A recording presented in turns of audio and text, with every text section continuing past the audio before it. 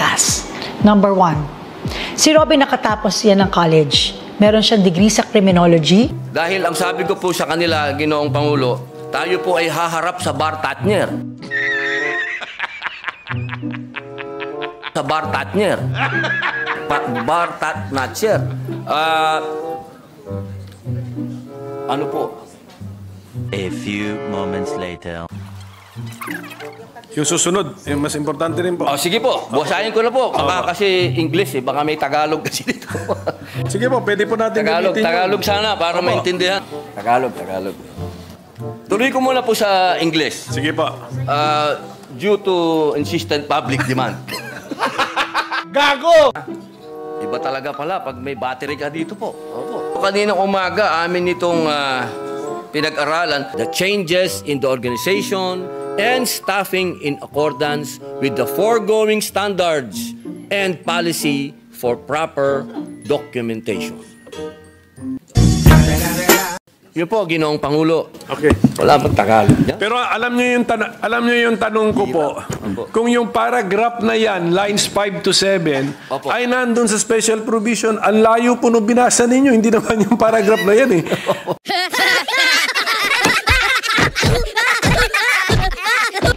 Next, si Robin nung nasa bilibid nakapagpasa na ng batas. Section 27 ba yun? Sandali lang po. I don't know what I said. I don't remember. Okay, without even being a senator. Okay?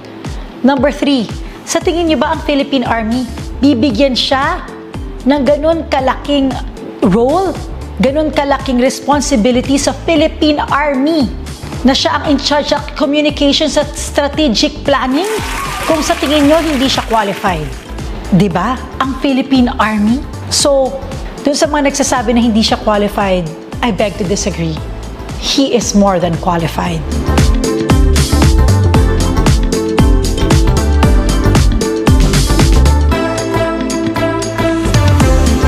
Number 1, I believe in him. I know 100%.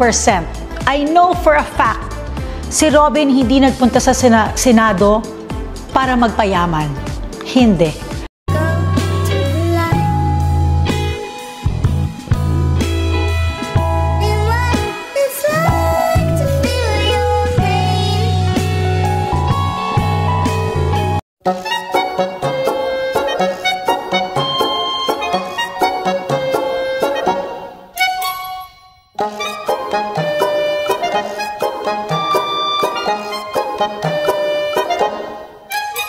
He is not greedy.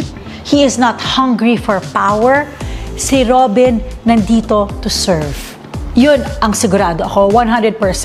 If for example, pala rin kami and he does win and he becomes a senator, if ever magkaroon ng next race, ako na mismo, sasabihin ko wag nyo nang iboto kasi walang nagawa. Pero sure ako 100%, si Robin may magagawa. BIR, tapos na. Ang ginawa ko sa Mongsheng hanggang SEC lang. I think that was pandemic time, so hindi ako mismo ang nag-release ng dokumento sa SEC. Because ang dami niya na ring pinagdaanan, so alam niya na kung ano yung kailangan ng mga Pilipino. Sexual rights asawa mo eh.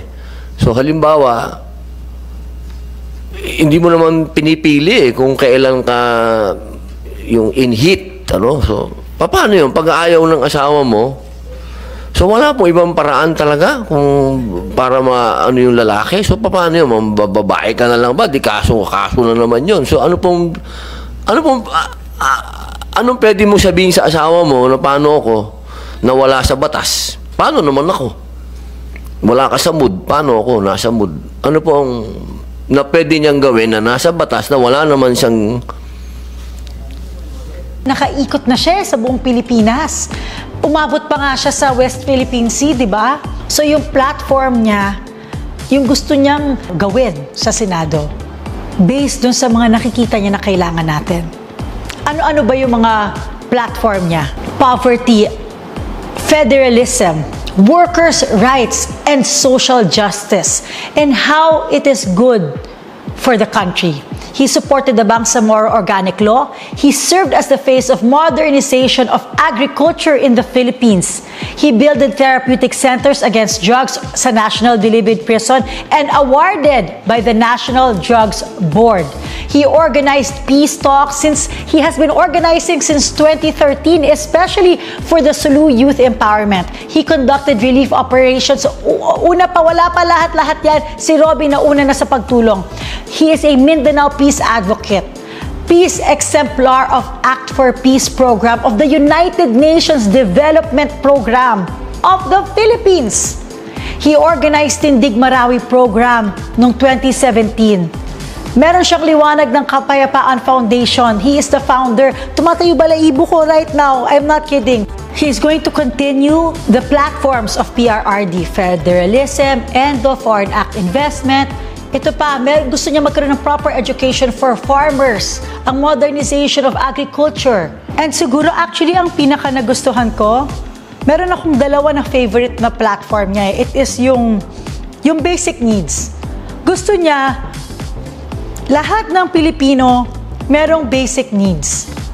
Alam mo yon, magkaroon ng basic needs. Meron din siyang platform para dun sa, meron siyang plano for the people in showbiz. Kasi naawa na siya yung, for the longest time, biglang, ikaw super sikat ka, ang dami mong pera, tapos nung tumanda kang artista, namamalimos ka sa mga people.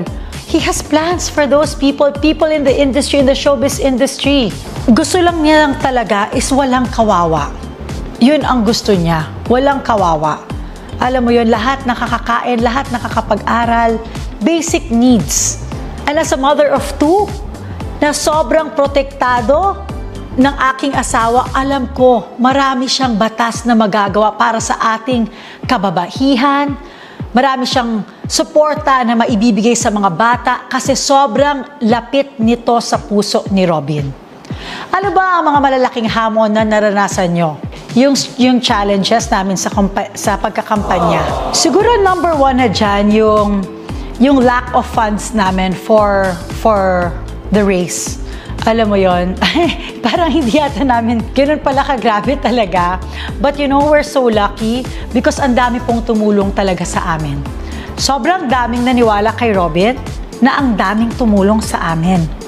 Nagsimula kami, ikwento ko lang po sa inyo, nagsimula kami, yung katulad ng sinabi ko sa vlog ni Ogie Diaz, nakikisakay lang siya ng float ni Senator Jinggoy Estrada.